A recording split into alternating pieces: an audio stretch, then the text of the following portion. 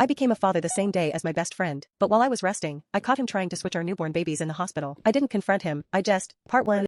It was the summer of 2002 when my best friend Marcus and I became fathers, on the very same day, in the very same hospital. We'd grown up together, thick as thieves since we were 10. But over the years, I noticed how Marcus carried a silent resentment toward me. I tried to ignore it, assuming it was just old tension. He had always been the flashier one, loud, competitive, while I was the quieter, more grounded type. Our wives gave birth within hours of each other. It felt like fate. We laughed about how our boys would be best friends just like us. But then something happened. Something that changed everything. Late that night, I went to get some water and happened to walk past the nursery. There, through the glass, I saw Marcus. He was switching the baby's ID tags. I froze. He handled the newborns carefully but with a chilling determination. My brain screamed at me to do something, but I stood still, watching him walk away like nothing happened. I waited until the hallway was clear and went in. I switched them back. My heart pounded as I held the tiny infants. I kept asking myself, why would he do this? Jealousy? Insecurity? But I said nothing. I didn't want to break two families before they even began. I thought if I kept the truth buried, it would protect everyone. I thought I could live with it. I was wrong. Years passed. Marcus raised Jonah, his actual biological son, thinking he was mine. I saw how he treated him, cold, critical. Like every gentle trait Jonah had offended him. Jonah was thoughtful, kind, and quietly brilliant. He reminded me, well, of myself. But Marcus hated that. He berated him for not being manly enough, for reading too much, for crying when he got overwhelmed. Meanwhile, I raised Leo, Marcus's son, though he didn't know. Leo was bold, funny, a little wild, but loving.